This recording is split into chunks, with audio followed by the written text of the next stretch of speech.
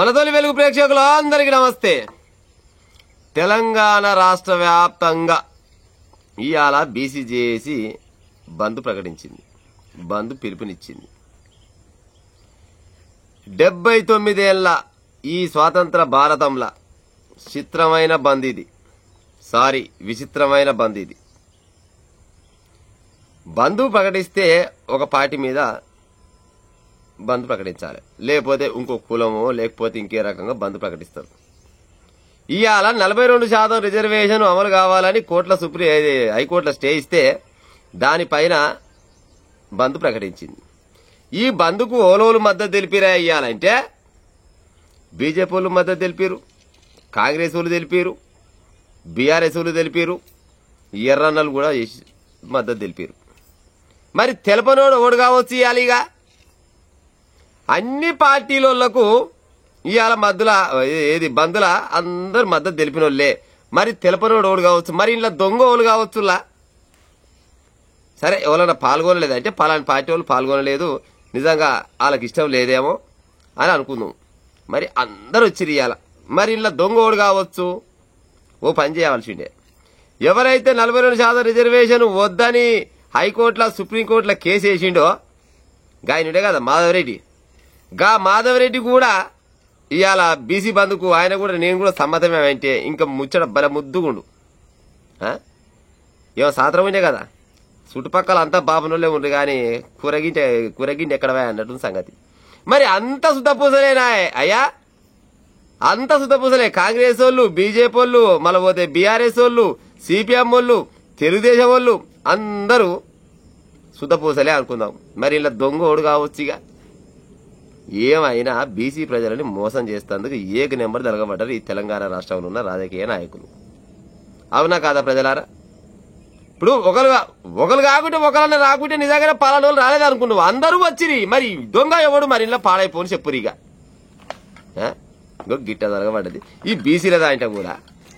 ఇవాళ అన్ని రకాలుగా ఇవాళ అన్ని కులాలు బయటకు వచ్చిరు. గిన్ని కులాలు కలిసినాక కూడా ఒక్కొక్క ఊళ్ళో 30-40 మందికి అయితే ఎక్కువ లేరులా. కానీ కాంగ్రెస్ వాళ్ళే గనక బంద్ ప్రకటిస్తే, బీజేపీ వాళ్ళే గనక బంద్ ప్రకటిస్తే, లేదు బీఆర్ఎస్ వాళ్ళు కనుక బంద్ ప్రకటిస్తే, ఎర్ర జెండలు కూడా బంద్ ప్రకటిస్తే నా సామిరంగా ఎంతమంది అంటే అంతమంది కదులుతారు. కానీ ఇలా రాజకీయానికి మొత్తం అతీతంగా రా అని చెప్పేసరికెల్లా ఊరు మొత్తం కలిసినా కానీ ఒక్కొక్క ఊళ్ళో 3-4 వేల మంది 5-6 వేల మంది ఉన్న దగ్గర కూడా మొత్తం కలిస్తే 50 మంది కాలేదు. బీసీ అన్నలు ఎవరి కోసం జరుగుతుంది పోరాటం? మీకోసమే కదా, మీ పిల్లల భవిష్యత్తు కోసమే కదా, మీరు రాజకీయంగా మంచి మంచి పొజిషన్లో ఉండాలనే కదా ఈ బంద్ ప్రకటించింది. మరి మీరు వెళ్ళకుంటే ఎవరు వెళ్తారు? బీసీలకు ఒక 2 రకాల సెట పేర్లు ఉన్నాయి. సరే, కొంతమందికి నచ్చకుండొచ్చు, చెప్పే ప్రయత్నం చేస్తా.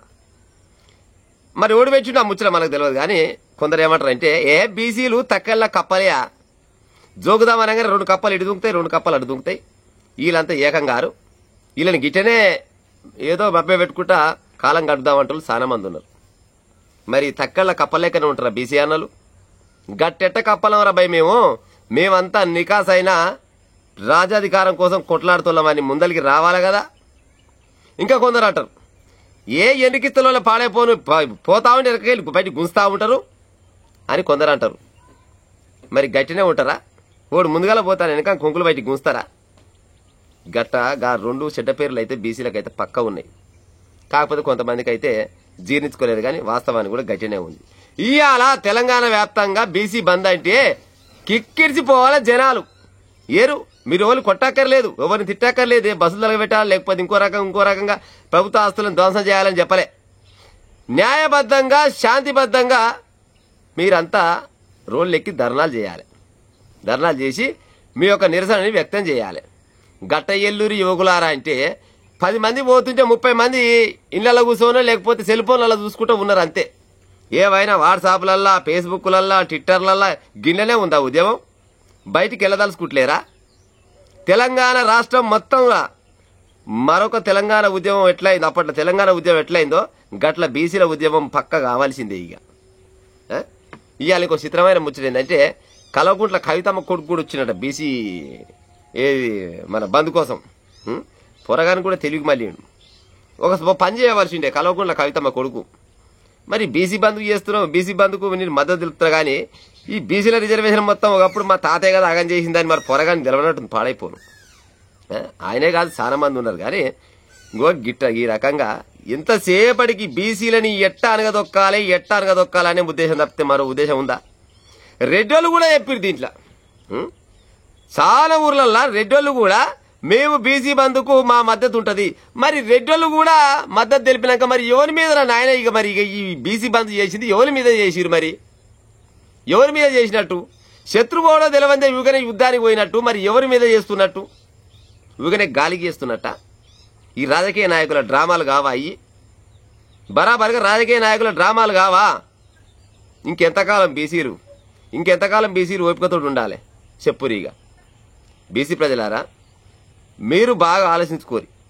మీరు చాలా జాగ్రత్తగా ఆలోచించుకోవాలి. ఎందుకు ఆలోచించుకోవాలంటే అన్ని పార్టీలలో మద్దతు తెలుపుతున్నారు కానీ మరి లంగ ఎవడు ఇంట్లో దొంగ ఎవడు అనేది మీరే తెలుసుకునే సమయం అయితే ఆసన్నం అయింది.